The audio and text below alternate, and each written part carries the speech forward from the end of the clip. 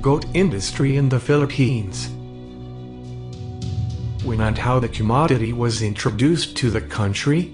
From 1970 to 80, large importation of Nubians attracted farmers to upgrade their native stocks with the impressive features of Nubians. Purpose of upgrading was towards goat meat production, and very few farms were into dairy production. Thus, there is paucity of information with regards to the performance of imported dairy goats.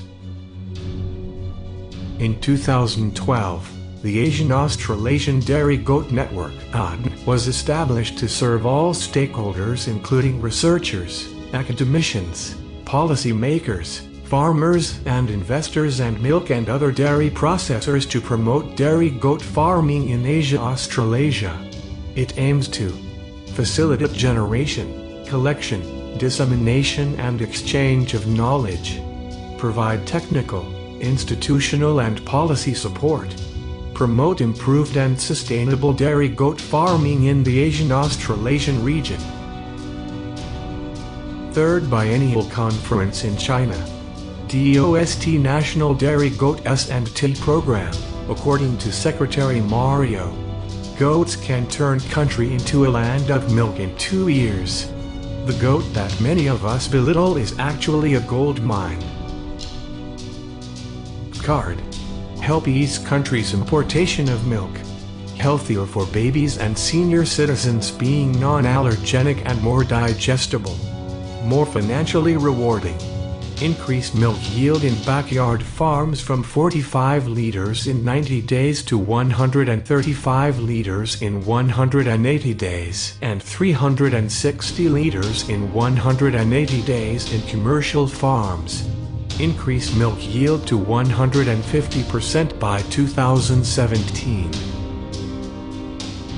Major areas of production 2015. Ilocos region with 406,321. Central Luzon and Visayas with 351,922 and 324,941 respectively. Western Visayas with 302,595, and Northern Mindanao with 236,752. Number of heads from 2005 to 2015. From the year 2005 to 2009 it was increasing. From 3,535 to 4,222. But since 2010 till 2015 it was constantly decreasing from 4,177 to 3,674. Volume of production from 2005 to 2015. The volume of production is unstable. Every year varies. In the year 2005, 2007, 2008, and 2010 it recorded higher volume compared to its previous years. But the remaining years recorded slightly lower. Per capita consumption from 2005 to 2015. The consumption is slightly increasing since 2005. Graphical representation of per capita consumption. Value of production from 2005 to 2015. Factors that triggered changes in production. Prices. Meat consumption. Environmental conditions. Policies. Capital. Labor. Pests. Present status of the goat industry. Renewed interest on the financial viability of goat milk production. Awareness on the health benefits of goat's milk. Application of science in breeding and nutrition. Commercial dairy goat farmers are now more selective of the breeders that they import. Lesser government support vis-à-vis the other milk sources, buffalo and cattle. Mainly private sector-led dairy goat development projects. National goat herd, mainly meat type, are mostly found in Central Visayas, Southern Mindanao, Central Mindanao, Western Visayas, Ilocos region, Big dairy goat farms are located in Batangas, Tarlac, Sorsogon and Camarines Norte in Luzon, Davao, Misamis Oriental and North Cotabato in Mindanao.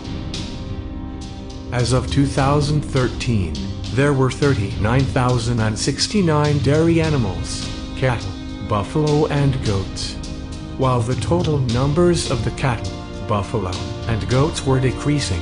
Those being used as dairy animals increased by 27% from 2006 to 2012. The increase in the number of dairy animals can be attributed to the importation of dairy cattle and dairy buffalo by the government, renewed interest by private sector in case of dairy goats. Dairy goat population varies. NDA -1,638. Card -6,379 with 600 on milk.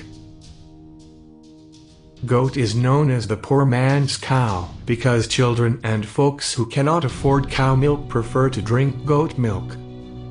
Farmers raise goats either for backyard farming or for commercial scale, since it is cheaper and easier to manage than other livestock animals.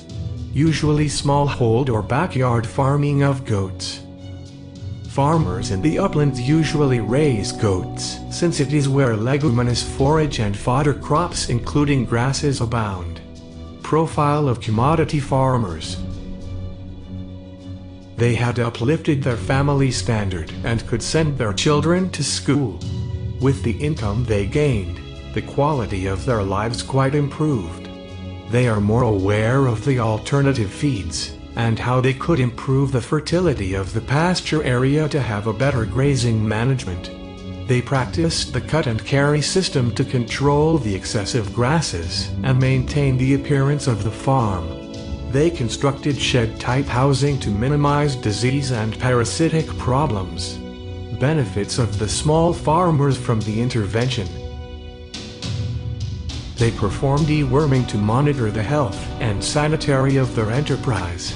They culled sick and defective goats, as well as goats with low performance and abnormalities.